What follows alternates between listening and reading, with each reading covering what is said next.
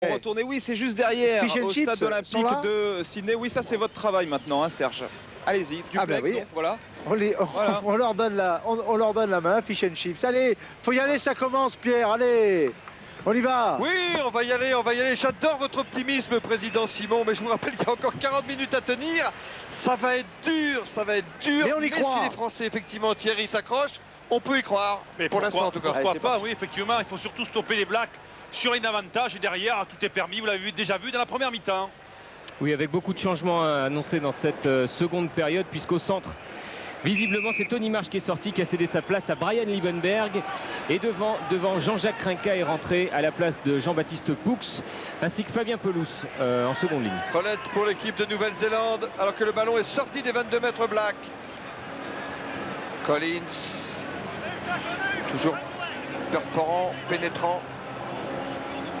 Le 8 néo-zélandais, Spencer. Les bonnes défenses des Français hein, qui obligent les Blacks à se débarrasser. Le sol par Devine. Derrière pour Spencer. En avant de Modger. Contre de Dimitriashvili, il y a avantage, Tabako. Bori maintenant, Bori encore. Oh oui pour Chaval. Chaval à 5 mètres de la ligne. Plus qu'un mètre les Bleus. Yashvili, Merceron. Merceron, Tabako. Manque un peu de puissance, il aurait fallu Chaval là, tiens.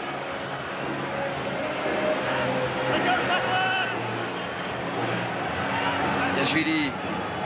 Merceron. Marconnet. Défense des Blacks s'est replacée. Ça va être plus dur. Ouais, mais c'est bien ce qu'on fait, on joue au rang fixe, cette troisième ligne Black. Et après sur les extérieurs, on va jouer avec la vitesse de Bori. Ah oui, Elorga qui se lève, bien joué. Et c'est entre les poteaux, premier essai français. Oh, quelle entame de match, quelle entame de match. Ah, ils ont approuvé la fameuse équipe des TOS, comme vous l'avez dit. Ils ont envie de prouver qu'on les a peut-être oubliés dans des matchs importants et qui méritent mieux que ça. En tout cas, regardez, on a fixé au ras, on va faire une longue passe pour étirer la défense Black. Et regardez, le numérique est important puisqu'on se retrouve des 3 quarts face à des avants. Vous avez vu le 1, le 6 Black face au 11 Bori et au 14 Pepito et Lorga. Et la vitesse, le jus fait la différence, ce qui est logique. Rapport qualitatif de force. Bravo, et c'est bien que ce premier essai français soit marqué par Pepito et Lorga. Il a connu bien des malheurs ces derniers temps, Pepito. Et aujourd'hui, il est l'un des héros bleus qui crève l'écran ce soir. Alors que Dimitriashvili réussit la transformation de cet essai. Et voilà l'équipe de France qui revient à 1 point des Blacks. Et ben dites donc. Regardez, revoit, et là le 11 Bori qui tourne le 6, regardez, après il y a le 8 et le 4 et le 1 Black, et oui, la différence se fait, comme je l'ai dit, sur le qualitatif. Assez bien réagi côté français.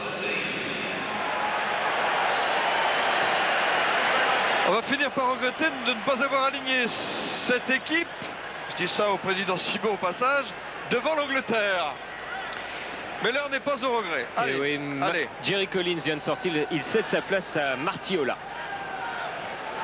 Prise de balle Chaval pour l'équipe de France.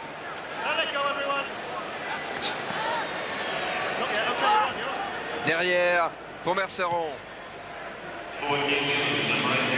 Et la balle qui sort en touche à hauteur de la ligne médiane sur ce dégagement de Merceron.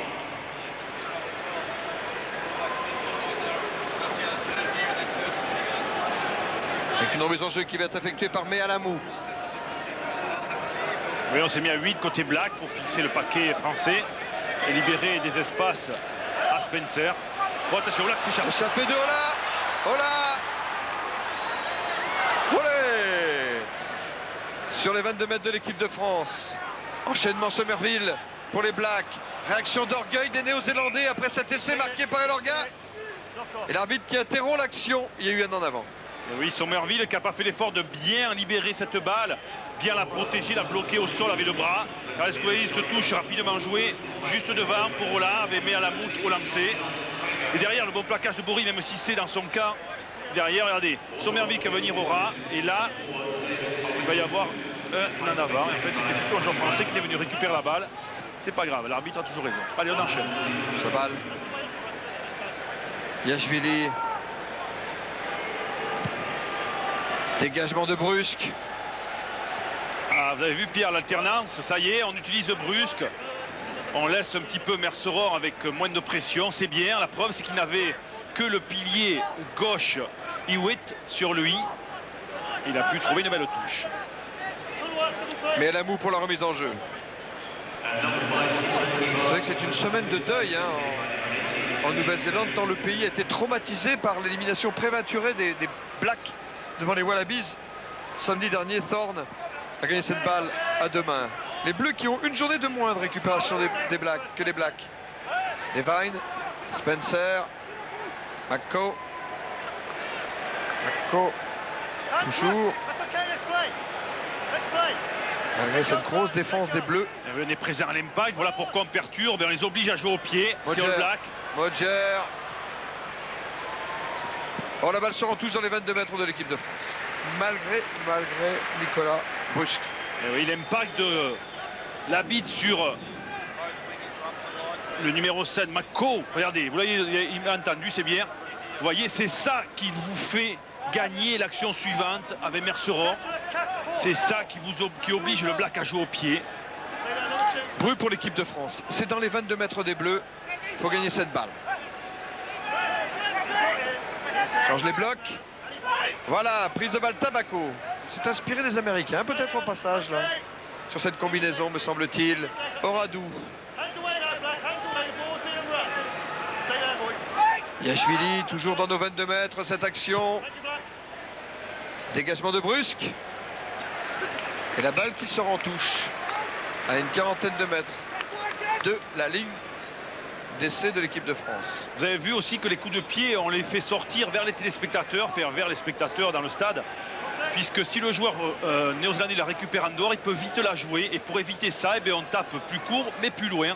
Ça évite aux Blacks de pouvoir relancer. Williams, deuxième ligne des Blacks en gros plan que vous venez de voir. Prise de balle Jack pour Devine. Devine pour Spencer. Spencer pour McCaw. Devine. Somerville dans l'axe. Devine. Spencer pour Rolette lancé. Mielena. Et oui, Brusque est venu couper la trajectoire du ballon qui était destiné à Okosoko. À la défense française, en fait, on laisse toujours le dernier joueur là-bas libre. Mais on a l'arrière qui arrive derrière pour couper. Vous avez vu? Voilà, vous venez de le voir.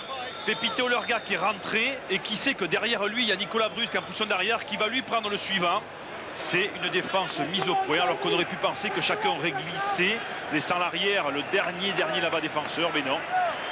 Oui, alors que Brad Thorne fait son entrée sur le terrain à la place du seconde ligne, Ali Williams. Thorne, un ancien trésiste qui jouait au Brisbane Broncos ici en Australie. Et là c'est l'autre, Ruben Thorne, avec un E à la fin. C'est le capitaine des Blacks. Lancé Bru, prise de balle Oradou pour les Bleus. Elle a lancé au milieu, donc on va faire un mode ballon porté. On avance, on est bien côté français. Chabal. Yachvili, très haut dans le ciel de Sydney.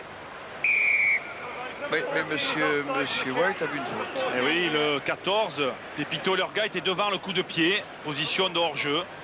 On ne doit pas partir devant le coup de pied, mais derrière. C'est la pénalité à l'endroit où a été commis la faute. Voici le fautif Jack. Around the tree. Spencer. Et la balle qui sort en touche. Mais devant les 22 mètres de l'équipe de France. Voilà, vous le revoyez, hein, il est parti devant, Pépito Lerga. Alors comment on fait les Blacks? On rejoue encore une touche rapidement. Et que vont faire les Blacks? Ils sont pris leur jeu. Toute la Coupe du Monde a été sur les extérieurs très au large sur Orlette et Roko Soko. Et on a bien vu ça côté français puisqu'on coupe les extérieurs. Les deux ailiers rentrent pour couper les extérieurs. Va-t-on trouver la parade côté Black? En tout cas, côté français, on les perturbe grandement. Lancé, prise de balle pour Pelouse. Le ballon derrière, le on est bien capitaine. protégé. C'est bon ça. croirait avec une bonne progression de Marconnet. Les Français s'approchent de l'immédiat. Et Lorga plaqué par Devine est entré dans le camp de l'équipe des Blacks avec cet enchaînement de Chabal. Yachvili pour Merceron. Merceron pour Traille. Traille pour Liebenberg. Liebenberg encore accroché par une cuillère. Il a toujours la balle. Il est dans les 22 mètres de l'équipe de Nouvelle-Zélande. Merceron pour Oranou, capitaine du Stade français, champion de France. Merceron s'est débarrassé de la balle que récupère Olette. Olette pour Moliena, contre-attaque des Blacks. Pris Moliena. C'est obligé de lâcher sa balle. Devine. Ola. Ah, c'est bien, on avance avec la bite défensivement.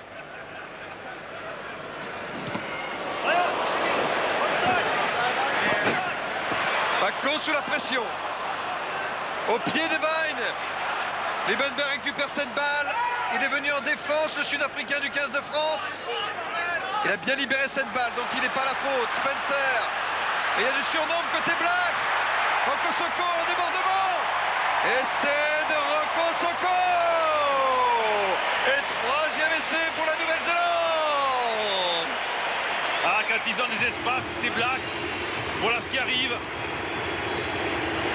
Avec les flèches, Olette, Rocco Soko. Voilà, on vous l'a dit, le danger vient de ces gens-là. De toute façon, c'est le jeu Black de cette Coupe du Monde. Un jeu sur les extérieurs. Regardez, Spencer. Voilà. Et derrière, la différence se fait naturellement entre Rocco Soko et la bite. Et oui, ça va plus vite. Par Rocco Soko. Essai de Rocco Soko. Eh bien, dites-donc, avec cet essai-là, Rocco Soko, 20 ans, originaire des Fidji, marque son 6e essai en Coupe du Monde et rejoint donc Rolette et Mouliena, ses partenaires, à la première place du classement des meilleurs marqueurs d'essais de cette Coupe du Monde 2003. Voici Rocco Soko, le successeur de Jonah Lomu à ce sujet. Je vous invite juste après ce direct à regarder, c'est très très émouvant, l'hommage rendu par tous les joueurs professionnels il y a 2 jours ici à Sydney à Jonah Lomu qui lutte contre une terrible maladie et qui pour l'instant ne peut plus jouer au rugby et surtout au rugby de haut niveau. Le témoignage est émouvant. Restez avec nous après ce direct. C'est impressionnant. Allez, Spencer dans l'axe, on lui donne ce ballon, il va taper sur la pointe très loin. Brusque ne peut pas contrôler, la balle sera en touche devant les 22 mètres de l'équipe de France. Oh, c'est vite joué avec Devine. Devine, Olette. Et c'est Thorne. Bratton est en avant peut-être, non? Ah, il me semblait. En tout cas, M. Wyatt a suivi son juge de touche, M. Marshall. Ah, il croyait en avant. Voilà l'arbitrage à 3. En tout cas, M. Marshall lui a dit de continuer. Il n'a pas vu l'en avant. Et c'est de Bratton. C'est le 4e essai des Blacks. Il n'y a pas de bonus, hein, je le rappelle. Regardez, on la joue vite. Et derrière, et bien voilà. Hop. Et Bratton qui arrive. Bon, pardon. Oui. Je maintiens qu'il y en a avant. Il me semblait aussi. Vous avez dit non, l'arbitre a toujours raison. Oui, c'est Lucien Mias, qui était consultant avant vous à mes côtés, qui avait l'habitude de dire l'arbitre c'est comme le vent et la pluie, il faut faire avec, il a toujours raison. Et pendant ce temps, Carter ajoute 2 points. Nouvelle-Zélande, 28, pardon, autant pour moi. Et France 13. Ah, ça fait mal de prendre un essai comme ça, sur une touche vite jouée. C'est pas du jeu construit, c'est plutôt de l'improvisation et de l'initiative.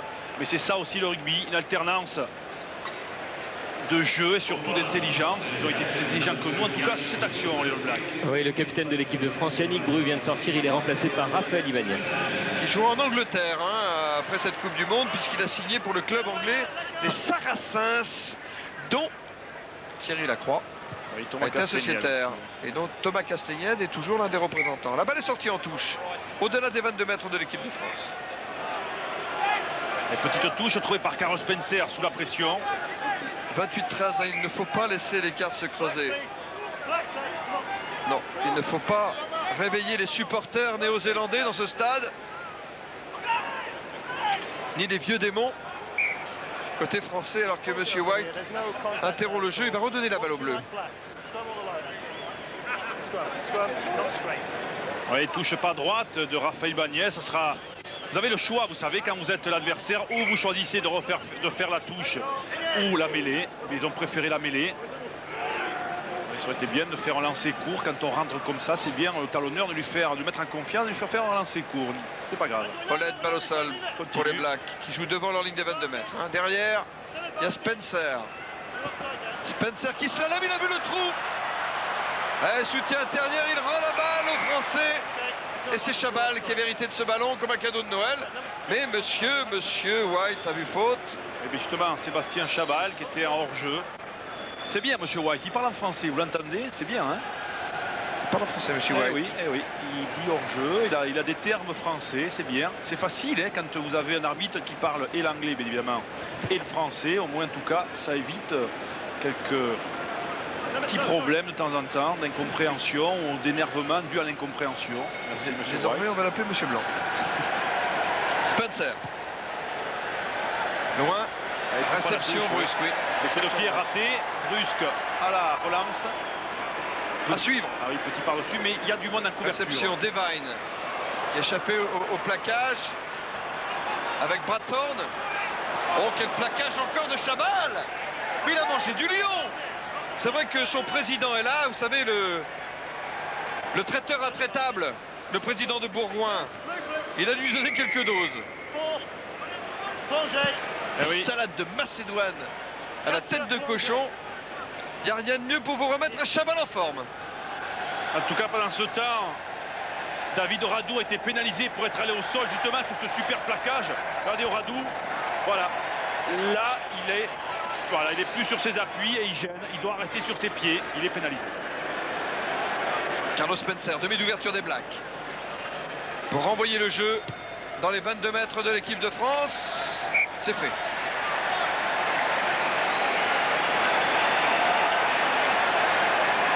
Balle qui sort en touche. Avec un lancer mais à la moue. Pour les Blacks. La finale sur France 2 samedi à partir de 9h30. Oui, alors qu'Olivier Magne est en train de faire son entrée sur le terrain, il remplace Patrick Tabaco. Et qu'une Ola est en train de se dessiner dans le stade olympique à votre honneur, mais elle s'est vite étouffée. Ouais. Quelle passion on va dans cette Coupe du Monde, en tout cas dans ce match. Thorne, Devine pour Spencer. Spencer pour Carter. Bloqué par Elorga Rollet. Il s'en sort quand même, il rentre dans les 22 mètres des Bleus. Heureusement d'ailleurs qu'il est venu en pointe. On savait que les Blacks le faisaient souvent, cette action de jeu. Passe dans le dos et Pépito Orga est venu couper la course. Tant mieux d'ailleurs. Mais à la moue. Arrêté par Pelous, par Chabal encore et par la bite. Spencer pour Rollet qui s'infiltre dans la défense française. Il n'est plus qu'à 5 mètres de la ligne d'essai, Rollet. Mais à la moue. Devine. Spencer. Spencer pour Modger pour Mouliena. Et Mouliena qui marque son 7e essai dans cette Coupe du Monde, prenant ainsi la tête tout seul des meilleurs marqueurs d'essai. Mais que dit l'arbitre? Et bien il dit qu'il y a essai alors qu'on se chamaille. Essai de Mouliena. C'est le 7e essai de Mouliena dans cette Coupe du Monde, je le rappelle. Et c'est surtout le 1, 2, 3, 4, 5e essai des Blacks ce soir. Et regardez, il y a un décalage, et là aussi qualitatif, 10 face à 4, 2 contre 1 face au demi-mêlée. Et là, regardez, Olivier Magne qui s'arrête, c'est un petit peu dommage, parce que regardez, ça va permettre à l'arrière Mouliena de venir plus près des poteaux et de faciliter la transformation de l'essai. S'il avait pu, Olivier, essayer de l'empêcher d'aller au milieu, regardez, hop, il s'est arrêté, vous avez vu le bleu, là c'était Olivier Magne, là le 17.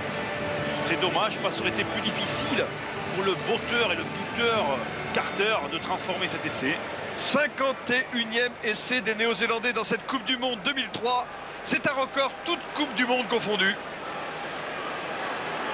Les Blacks qui n'avaient pas marqué d'essai contre les Australiens en demi-finale, mais l'Australie, rappelons-le, c'est la meilleure défense de cette Coupe du Monde. Carter pour la transformation du gauche. Et Carter passe la transformation de l'essai, 2 points de plus. Ça fait 35-13 maintenant. On commence à avoir des intervalles qui se créent, on commence à avoir des surnombres. Regardez, là, avec les Blacks. Vous avez vu là le coquin de Spencer qui, après avoir passé la balle, a retenu par le maillot Chabal. Ça, c'est, vous ne le voyez pas à l'écran souvent, mais c'est des petits gestes qui vous font marquer des essais. C'est être coquin. Et ils le sont, les Blacks. Oui, Sylvain Marconnet vient de quitter le terrain. Il est remplacé par Jean-Baptiste Poux. Très haut. Jack a manqué la réception. Ballon que récupère quand même Ola. Et en avant. Monsieur White va rendre le ballon au bleu. Monsieur Blanc. Je manque le rouge. Allez, Yachvili en tout cas. Parlons pas de carton rouge. Signalons au passage que Serge Betsen est suspendu pour 6 semaines. C'est pas le blanc rouge, la couleur française. La balle est sortie Yachvili. pour Yachvili, oui. Merceron, une grosse défense encore des Blacks. Très très agressif. Et il la récupère d'ailleurs sur l'action sur Merceron. Il y a 4 ans, hein, quand ils avaient été éliminés en demi-finale par les Bleus, les Blacks étaient entrés au pays honteux. Sur leur sac, à l'arrivée à l'aéroport, ils avaient vu écrit par des mains anonymes ce mot qui résonne encore dans leur tête: loser, loser, loser, perdant, perdant, perdant. Et ils ont bien peur que l'histoire radote encore à leur arrivée à Auckland dans quelques jours. Parce que même s'ils font une prestation honorable ce soir, ils ont été les grands perdants de la demi-finale contre l'Australie et tout un pays ne leur pardonne pas. McCaw en fer de lance pour les Blacks. Devine. Spencer pour Carter. Accroché par Try. A pu donner à Modger. Le soutien, il arrive. Et Wet. Spencer maintenant. Bory. Venu en cours de Coupe du Monde pour remplacer Xavier Garbajosa blessé et qui n'a pas pu défendre ses chances ici en Australie. Vous avez vu le jeu Black, toujours le souci de passer le ballon après contact dans le dos de l'adversaire. Voilà comment sur un raffut, vous avez vu le joueur Black passer, donner derrière à Modger, en l'occurrence Carter. Et après ce coup de pied bien sûr de Carlos Spencer, toujours avec le souci de faire reculer les ailiers, les coups de pied offensifs pour avoir le lancer, obliger le joueur en face d'avoir un angle fermé, de vous redonner la balle. Bien vu. Mais à l'amour, prise de balle, Thorne le capitaine, balle pour Spencer, Spencer pour Carter, Carter pour McCaw devant les 22 mètres de l'équipe de France. Devine pour Merlamou, avec un bon plaquage de Liebenberg. Et le ballon n'est pas perdu par les Blacks. Devine pour Spencer. Roger au pied. Et Yachvili, à la manière du footballeur qu'il a été d'ailleurs dans sa jeunesse, avant de se consacrer entièrement au football, vient de dégager en touche. Dimitri Yachvili. Et oui, et encore un coup de pied offensif de Modger intelligent, juste dans le dos, près de la ligne, entre la défense profonde de Yachvili et le premier rideau français, là, dans l'espace, obligeant Yachvili à taper à l'emporte-pièce avec ce coup de pied en forme de footballeur. Oui, là c'est Richie McCaw qui saigne encore de l'arcade. Oui, c'est l'arcade, alors on lui met de la vaseline, hein. C'est la blessure du boxeur, on appelle ça. D'accord, Cédric? Ah oui, je fais pas de boxe, mais je vous crois. J'en profite pour vous dire, vous avez des rendez-vous très importants encore pendant cette Coupe du Monde de rugby sur France Télévisions. Rugby Club samedi à 14h55 et un document exceptionnel intitulé Derrière la porte, composé par Philippe Lafont avec Vincent Foyce au montage. Et ben c'est tout simplement l'histoire de cette équipe de France en Coupe du Monde vue de l'intérieur. Et c'est un document exceptionnel. Il commencera à partir de 16h dans le Rugby Club, dont le coup d'envoi sera donné à 14h55 pendant que les Blacks, par l'intermédiaire de Hollett, ont-ils marqué l'essai? Non, en avant de Hollett, allez, voyez. Ah, ça a dû discuter sacrément côté All Black, parce que tous ces coups de pied, tous les coups de pied par-dessus ou dans le dos sont payant. Là, il faut la faute de Hollett qui a échappé ce ballon, sinon c'était essai imparable.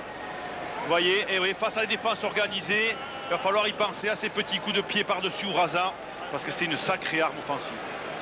Hollett, dit la mobilette. Hollett, champion scolaire d'athlétisme. 10 secondes, 9 centièmes au 100 mètres. Il va vite, hein, l'ailier des Blacks. Ouais, la mêlée aussi va vite, Black, puisqu'elle a tourné. Et quand elle fait plus de 90 degrés, et bien, si on ne sort pas la balle, on la perd. Donc introduction maintenant All Black. C'est une mêlée à 5. Et un Français touché, n'est-ce pas, Cédric? Oui, effectivement, et je pense qu'il s'agit de Christian Labitte, mais je n'en suis pas sûr. Oh, mais Labitte est dur au mal, hein. Donc ça devrait normalement... Pelouse. Ouais, c'est Fabien Pelouse. Ouais, Oui, c'est Fabien Pelouse. Non, mais je me faisais pas de soucis, hein. Je me faisais pas de soucis. Nous avons des guerriers ce soir sur le terrain. Fabien Pelouse, ancien capitaine des Bleus. Fabien Pelouse, un cadre, hein, de cette équipe de France, alors qu'on est en train de soigner Macco aussi, hein, en ce moment. 62 000 spectateurs ce soir, Ouais, pour cette finale dans un stade qui peut en contenir 82 000. Macco, c'est la blessure du boxeur. Merci Eric Derken qui me passe cette information capitale.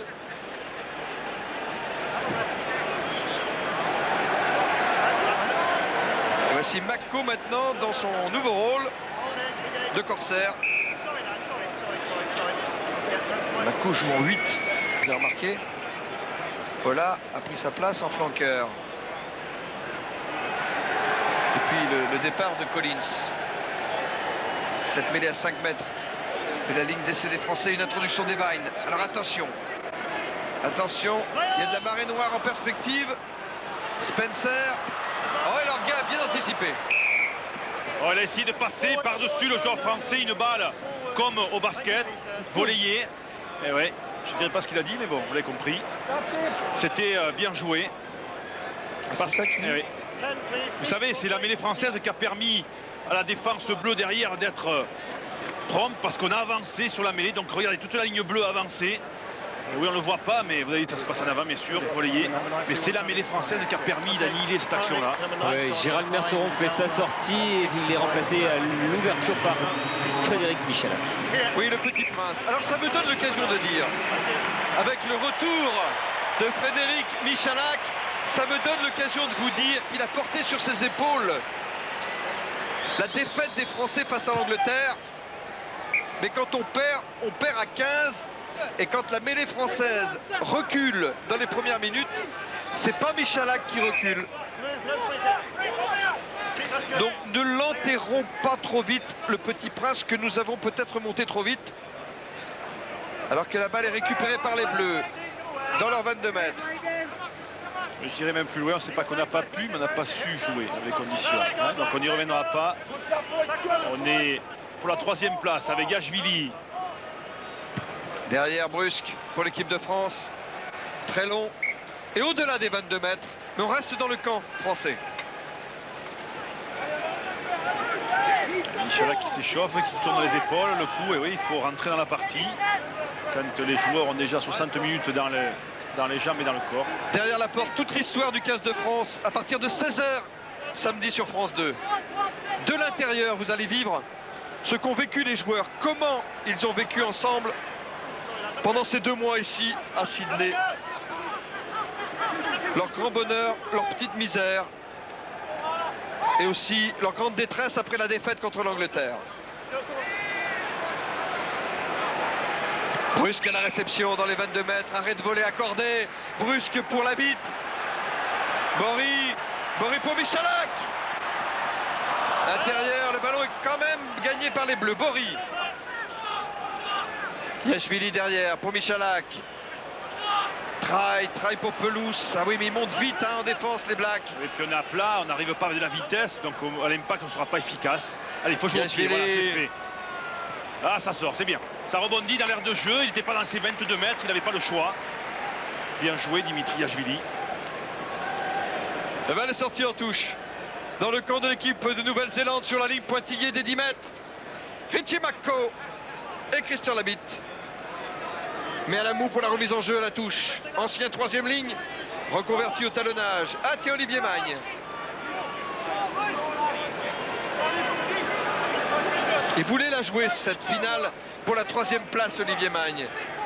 Ça le gonflait un peu d'être sur le banc des remplaçants. Et bien il va pouvoir se libérer. Pendant ce temps, c'est les Blacks qui s'organisent avec cette balle en courte où on pousse, et oui. Il faut fixer la 3e ligne française, voilà qui est fait. Allez, passe, Ben Spencer, Roger. Oh, voilà, là-bas, il y a Moliena pour Rolette. Voilà pourquoi on coupe les extérieurs par les ailiers pour pas justement permettre à Kouso-Koulet de prendre le chemin de l'essai.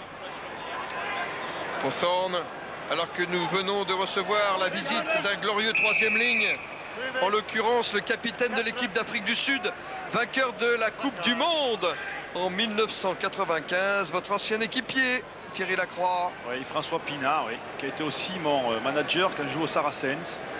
Et il m'a dit du bien de vous. Je lui ai expliqué ce que ça voulait dire Pinard d'ailleurs en français. Oui, et maintenant, alors ça va mieux? Mais il préfère le bon que le mauvais, mais il a compris. François Pinard qui était à Bondi ce matin, qui faisait du surf avec Jérôme Thion. Et avec vous, je le sais, Cédric, on vous a vu. La planche à tenue, parce qu'il y a des gabarits là-dessus. Balle qui sort en touche sur ce dégagement de Spencer, tout près des 22 mètres de l'équipe de France. Remise en jeu, mais à la moue. Mais à la moue, le talonneur, là, il est passé de 98 kg en 2000 à 106 kg aujourd'hui. Il a forci le petit. Le voici, mais à la moue. En 3 ans. Impressionnant, hein? Ça va vite. Oui, je tiens tout à jour, hein. Oh là, perd la balle pour la vite. Et oui, mais il est en position de hors-jeu, ça n'a pas profité, on revient à la faute.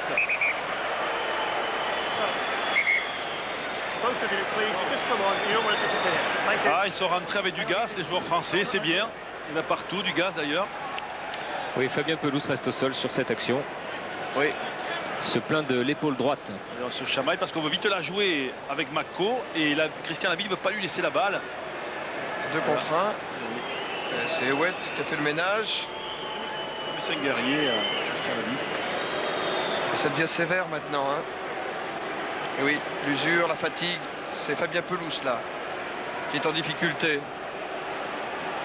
Fabien Pelouse qui s'honore, hein, d'avoir été joueur participant dans tous les matchs de 3 grands chelems gagnés par l'équipe de France, et il est le seul à pouvoir revendiquer ce palmarès, Mathieu Lartaud.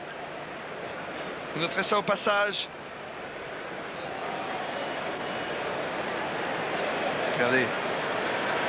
Regardez Ola, plaqué par Pelouse, et c'est sur cette action, me semble-t-il, que Fabien Pelouse a été touché. On va revenir au jeu. Tu voulais faire la police, c'est pas lui à la faire. Puis on va choisir, on la joue rapidement avec Carl Spencer. Faites-le taper en touche, heureusement que Liebenberg coupe l'extérieur. Mais on laisse échapper Carter, attention. Carter dans les 22 mètres de l'équipe de France. Dans le fermé, renversement d'attaque. Dans le capitaine des All Blacks qui rentre dans les 22 mètres de l'équipe de France. Enchaînement par Jack. Oui, on est sur les largeurs, alors on joue au cœur, côté Black. Progresse par Somerville. Et vous le voyez, tous les bleus à droite et à gauche, et c'est Carman qu'au milieu. Voilà pourquoi on joue au cœur, côté All Black. Et on use, et on use, et on use. Ah oui, c'est la lessiveuse là, en ce moment. Ah. Ça, c'est de dirigeant de Dax. Il faut du faux. Allons toujours pour les Blacks, les Français à 5 mètres de leur ligne. Mais à la moue, qui libère son ballon. On a fait le ménage, mais le ballon est toujours pour les Blacks. Oh là! Nous aussi ça écarte, il y a du surnombre Black, heureusement il ne le voit pas. On insiste une couche de plus. Il faut s'écarter les amis français là. Il est bien seul, Bory là. Voilà, c'est fait, c'est bien. Oui, c'est voilà, Modger bien pris. Modger qui slalom, qui revient avec les avants des Blacks, qui trouve le soutien de Mako. Mako qui avance d'1 mètre encore. Devine. Ah oui, il y a Bradford et sa force, sa puissance, qui est arrêtée par Liebenberg. Ah, c'est bien, on leur a fait faire en avant. Et c'est de Devine, mais en avant. Ah, quelle défense française, ça c'est bien. Initiative All Black. 5 temps de jeu, 5 fois stoppé. Ah, on a défendu cette ligne avec courage. Regardez, Modger qui va revoir un espace au milieu. Et là, pop, Pelouse, Liebenberg, la famille française est là, solidaire. Il reste encore 10 minutes à tenir, Thierry. 10 minutes. 10 minutes pour éviter l'humiliation face à l'Angleterre en match préparatoire à cette Coupe du Monde à Twickenham. Oui, là c'est Marc Hamet, le talonneur remplaçant, qui s'apprête à faire son entrée. Il remplacerait éventuellement Kivenme Alamou. Cette équipe de France peut des 50 points, c'est vrai que ça ferait un peu désordre. C'est Jack. Allez, il Ouais, faut alors tenir. que Jack Ici qui est reste au touché. sol. Ouais. Ah oui, ils ont fait une trop bonne première période, Ah ouais, les Bleus, ouais, ouais. pour mériter une humiliation. Il faut qu'ils tiennent. Ah, c'est marqué, Là, faut tendre les barbelés de partout. alors, Mettre des mines au passage s'il le faut. on est en résistance en ce moment. Mais Voilà, il fait son entrée, Marc Hamet. il a remplacé Mealamou. Voilà, c'est fait. Le voici Ahmed. Et voici Mealamou. Le Hermet qui n'est pas un joueur de balle, plutôt un guerrier, très agressif, alors que Mealamou, vous l'avez vu souvent, ballon porté. Oh, bonne défense des Français par la bite. Héroïque, héroïque. Yachvili derrière pour Michalak.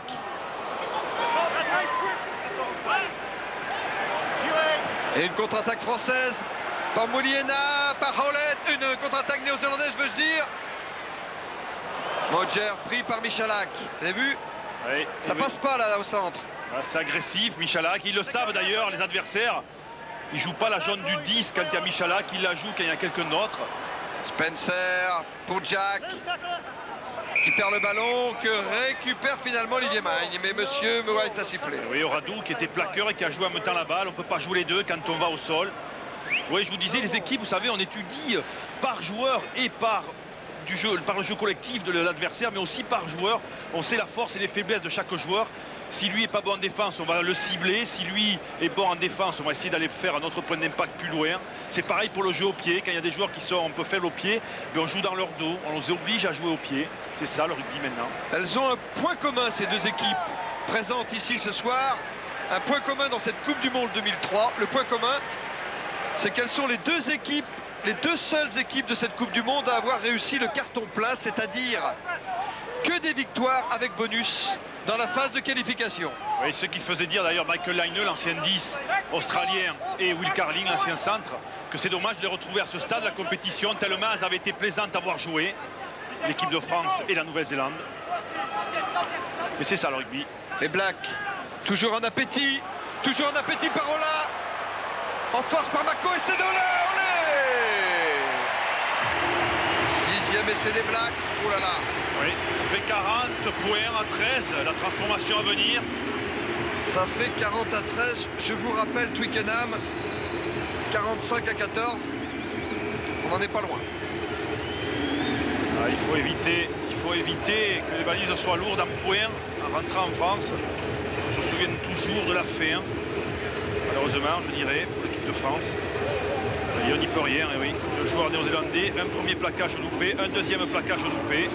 Et à ce niveau-là, on est châtié, voilà. 6 essais encaissés, ça veut dire match perdu. Ça veut dire 4e place de la Coupe du Monde.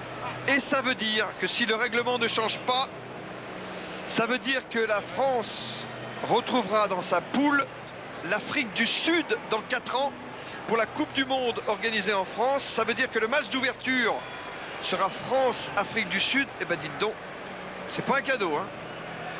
C'est vendeur en tout cas. Ça pour le trésorier c'est bien.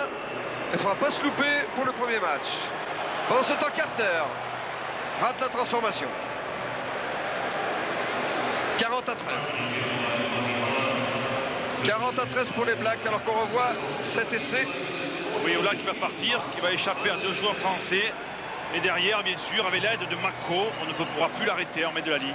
L'aide et la puissance de Mako, parce que c'était vraiment un très très grand 3e ligne, Richie Mako, qui était d'ailleurs nominé par le jury des internationaux, qui a attribué, je vous l'ai dit, la palme pour cette année à un autre All Black, en l'occurrence l'ailier Roko Soko. Ahmed pour la remise en jeu à la touche. Sur la ligne pointillée des 10 mètres. Dans le camp de l'équipe de Nouvelle-Zélande. Prise de ballon là. Ballon libéré pour Devine. Devine pour Spencer. Spencer pour Carter.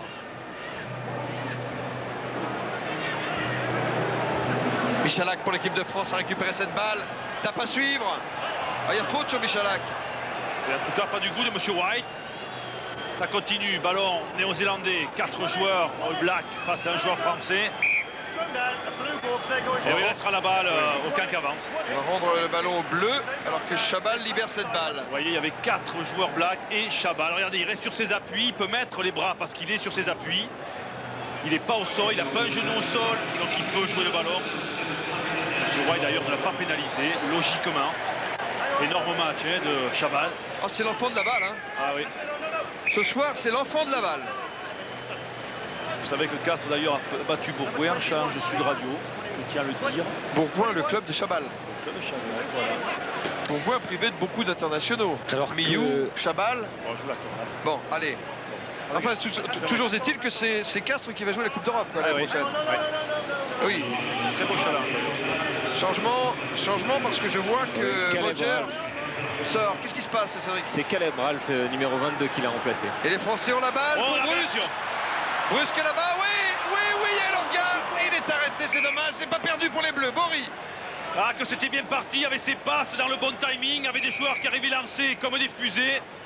Ouais, il s'en veut un petit peu Pépito d'avoir échappé cette balle, mais que c'est joli à voir.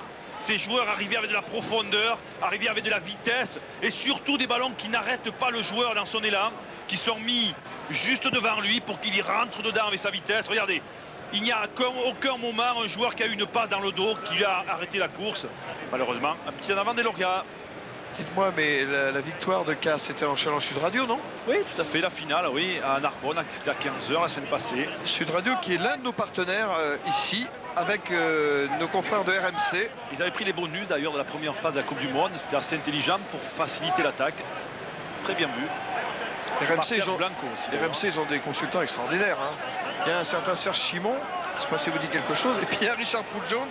Et bien on les retrouvera d'ailleurs tous les deux sur notre plateau dans l'émission Rugby Club, samedi après-midi sur France 2 à partir de 14h45 avec la Milouya.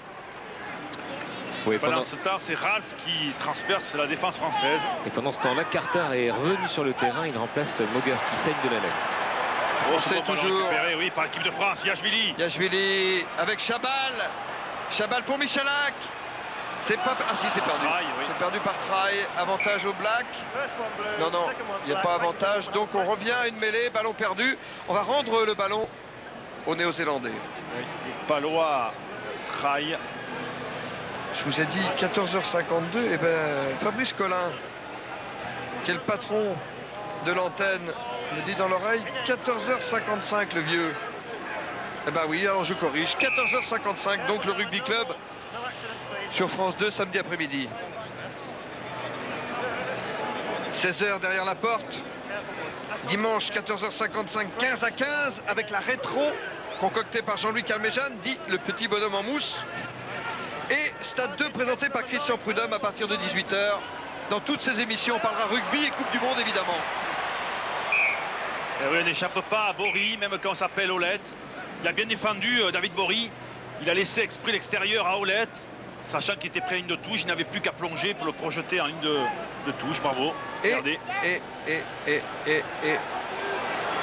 dans le Rugby Club samedi après-midi, notre patron Frédéric Chevitte vous racontera la suite, parce qu'on ne s'arrête pas à la Coupe du Monde à France Télévisions. On enchaîne avec la Coupe d'Europe et après avec le tournoi Destination. Ne sommes-nous pas la chaîne du rugby, Thierry? Je ne vous fais pas dire. Allez, pendant ce temps, en tout cas, l'équipe de France avance. Ballon porté, ballon là, il va falloir peut-être remettre un petit coup de gaz. Voilà, c'est fait Michalak. avec Michalak. Oui, il a échappé au plaquage. Il a trouvé le soutien de Liebenberg, qui est entré dans les 22 mètres de l'équipe des Blacks. Oh, c'est ballon dommage, perdu, oui. Somerville pour les Néo-Zélandais, qui rend la balle à Yachvili. Cette charge de Radou, tout seul, qui tient le soutien, le voilà. Perdu, ballon perdu par Olivier Magne. On n'a pas l'habitude de voir avec ce numéro 19 dans le dos. Hein. Oui, alors que c'était Proust qui avait tapé ce ballon au sol sur Liebenberg, récupéré par les Blacks et derrière, récupéré par les Français. Malheureusement, Olivier Magne fait en avant. Regardez comme il est un petit peu arrogant. Regardez, il lui parle. Et puis il parle à Olivier Mann parce qu'il a fait une erreur. Alors, C'est de l'intox aussi, ça existe aussi sur un terrain de rugby. puisque j'en suis au rendez-vous, ne manquez pas non plus. Rencontre à 15 à 8 h sur France 2 dimanche matin, présenté par Jean Abeillou. On fera le point. On fera le point aussi avec Jackie Laurence, un des coprésidents de Rugby World Cup, sur cette Coupe du Monde organisée à Sydney. Et on se projettera avec le président Bernard Lapassé sur la Coupe du Monde organisée dans 4 ans en France. Oh, regardez la bonne poussée française, on avancée de quelques centimètres, mais c'est faciliter la défense. Pas dans le dos, Olette intérieur, oui, Traille le rattrape quand même. Il est sorti des 22 mètres, néo-zélandais Olette. Mako dans le fermé, avec Rocco Soko. Arrêté immédiatement par 3 bleus, dont Fred Michalak. Oui, la cage haut, au-dessus des épaules, on n'a pas le droit. Pépito Lorga, d'ailleurs il s'en excuse. Voilà, c'est bien ça, c'est le rugby, c'est sportif. Regardez, Rocco Soko, le Fidjien. hop, voilà, il le prend en haut, au niveau du cou, ça c'est dangereux.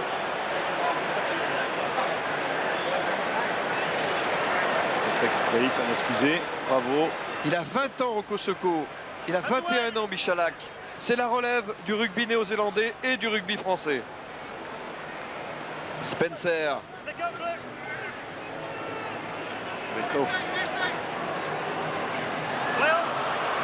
Et oubliez le ballon. Voilà un bon ballon de récupération par l'équipe de France. Voilà, il y a du son, il faut écarter. Non. Récupération Bory. Allez, c'est une relance. Pour essayer de marquer un autre essai, mais ballon perdu en route que récupère Hamet. On est dans le temps additionnel, c'est fini. C'est fini et Monsieur White, l'arbitre de ce match, siffle donc la fin de cette rencontre, comptant pour la 3e place de la Coupe du Monde 2003. Et cette 3e place, elle est prise par l'équipe de Nouvelle-Zélande. Très bonne résistance des Français pendant la première période. Mais les Bleus qui ont fait de la résistance pendant la première période n'ont pas réussi à tenir le rythme et ont concédé dans la 2e période 4 essais aux Blacks. Les Bleus qui perdent cette petite finale 13 à 40 devant la Nouvelle-Zélande. Les Bleus qui terminent donc 4e de la Coupe du Monde 2003. 4e, c'est encore dans le carré d'as, Thierry Lacroix. Oui, effectivement, mais en tout cas, c'est la médaille de bronze qui disparaît. C'est toujours bien de dire qu'on a une médaille de bronze ou d'argent ou d'or dans une compétition. Mais cette équipe de France, c'est vrai, les entraînements ne sont pas les matchs, Pierre. Elle n'avait pas beaucoup joué et les joueurs ont payé quelque part cette chose-là, puisqu'ils ont pu résister uniquement une mi-temps à une équipe black qui a eu, elle, l'occasion de jouer ces matchs.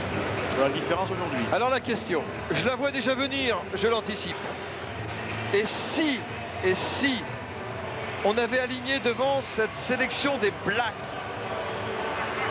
qui était pratiquement la sélection opposée à l'Australie en demi-finale, si on avait aligné l'équipe de France qui a affronté l'équipe d'Angleterre, blessure mise à part évidemment, suspension mise à part, est-ce que l'équipe de France aurait fait un meilleur résultat? On pourra toujours se poser la question. Thierry Lacroix, ce qu'on peut se dire en tout cas, c'est que ça restera comme une lourde défaite devant les Néo-Zélandais 13 à 40, encaissé, 6 même. Et oui, mais ce sont les Blacks, et les Blacks restent les Blacks. Oui, mais pourquoi les Blacks considèrent ce match comme important? Est-ce que nous, on l'a considéré aussi important? Est-ce que la désillusion à la demi-finale, c'est vrai, on a tout lâché? Je crois que ça méritait quand même de tenir les Blacks. On ne bat pas plus les Blacks tous les jours, je peux vous le dire. Je ne les ai pas battus tous les jours. Oui, mais vous les avez battus en 94 2 fois. Oui, je pense que c'est d'ailleurs la seule fois où je les ai battus. C'était en Nouvelle-Zélande, Thierry. C'est vrai, c'était la seule fois. Ça mérite d'être rappelé quand même. Oui, mais bon, je veux dire par là, c'est vrai que quand on arrête une carrière, on est content d'avoir laissé quelque chose. Et là, Yannick Bru. Écoutez, Yannick Bru, dans la salle des interviews, le capitaine de l'équipe de France ce soir. Bru, tu vas traduire, Thierry. D'accord, ok. Serge me dit on annule les images. We wanted to make a best game, but The All Blacks were definitely too good and too fast for us tonight. So congratulations to them. And I hope we will be best in the World Cup 2007, which will be in France. You seem to contain the All Blacks in the first half. Second half, they seemed to gain momentum and couldn't be caught. Yeah, we defend a lot during the first half. On a beaucoup défendu première partie. Quand on avait la balle, on a trop tapé. Alors on a donné trop de ballons de jeu. On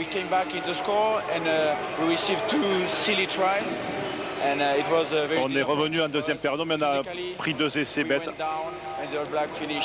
Physiquement, on a lâché. Êtes-vous fiers de l'équipe? On est déçus de la perte de la demi-finale. On a une jeune équipe ce soir. Et on espère le meilleur l'année à venir. Dans un très bon anglais, Yannick Bru, le capitaine de ce soir. Yannick Bru qui a le profil, il n'a que 30 ans, qui a le profil à être l'un des capitaines possibles de l'équipe de France, puisque maintenant, après la retraite de Fabien Galtier, qu'on salue au passage, puisqu'un deuil dans sa famille, celui de son oncle bien-aimé, l'a obligé à rentrer en France prématurément. Robert Thorne, maintenant le capitaine des Blacks. On était déçus la semaine dernière, mais on est content ce soir, de la façon dont les joueurs ont joué. We had no choice, we had to move on, and as I say, the guys have done really well. They've picked themselves up from what was a pretty shattering event, and we came out tonight and threw everything into it.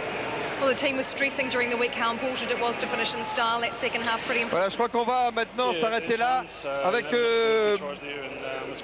Robert Thorne, le capitaine des Blacks, cette équipe des All Blacks dans laquelle a disparu un certain Jonah Lomu. Jonah Lomu, la superstar du rugby néo-zélandais qui a sans doute bien manqué aux Blacks dans cette Coupe du Monde 2003, mais qu'on va sans doute retrouver tout à l'heure dans quelques instants. En attendant, on retrouve tout de suite Serge Simon, Laurent Luyat. Merci messieurs, et donc les Blacks 3e, la France 4e. Alors dans tous vos messages SMS au 630-02, c'est vrai, la défaite contre l'Angleterre nous a fait très mal. Il y a Fred aussi de Clichy qui dit Bernard Laporte doit rester, il a fait un travail formidable. C'est déjà beaucoup le départ de Fabien Galtier. Serge, qu'est-ce qui va se passer maintenant pour l'équipe de France, la suite? Je ne sais pas ce qui va se passer pour l'équipe de France et pour le rugby français, mais je sais ce qu'il faudrait qu'il ne se passe pas. L'éternelle maladie du rugby français, c'est la crise, tomber dans une crise où il faut tout remettre en question, il faut tout déballer dans des guéguerres inutiles. Je crois qu'il est temps maintenant que le rugby français se mette en ordre de marche et qu'il y ait un projet cohérent avec la fédération, la ligue, les joueurs professionnels. Et j'espère que la sortie de cette Coupe du Monde ne va pas être une cacophonie de plus. Voilà, je sais ce qu'il ne faut pas faire. Je ne sais pas ce qui va arriver, mais je sais ce qu'il ne faut pas faire. Et Bernard Laporte décidera de son avenir après, après réflexion. Très sincèrement, oui, je crois que c'est complexe, qu'il y a Bernard Laporte, qu'il y a le staff, qu'il y a la fédération, qu'il y a beaucoup de choses. Ça n'a pas l'air d'une décision simple, c'est tout ce qu'on peut dire. Voilà, il faut laisser les gens prendre leurs décisions. Il faut en tout cas que ça se prenne avec sérénité. Il n'y a que Jacques Fouroux en tant qu'entraîneur qui a été reconduit après une Coupe du Monde. Sinon, à chaque fois, les entraîneurs ont été trappés après des Coupes du Monde perdues. Est-ce qu'il faut faire ça et tout repartir à zéro? C'est possible. Est-ce qu'il faut donner une deuxième chance à Bernard Laporte pour 4 ans? C'est pas à nous d'en décider. Il faut savoir s'il le veut et si on lui accorde sa confiance, ce qu'on ne sait pas encore aujourd'hui. Serge, Tony Marsh, le Français néo-zélandais. Good night, but unfortunately, like you say, the All Blacks were too good. Now we struggled in some of our phases, struggled to string phases together and get continuity in our play. So yeah, disappointing, but yeah, the Blacks had deserved their win. Chance for some of the younger guys, less experienced, to perhaps traduire, shine Serge? tonight. Oui, il est très déçu, mais il dit que les Blacks étaient plus forts et que l'équipe n'avait pas souvent joué ensemble. Voilà, que l'équipe de dimanche a perdu, qu'ils étaient très déçus, qu'il fallait laisser la place, la chance aux jeunes.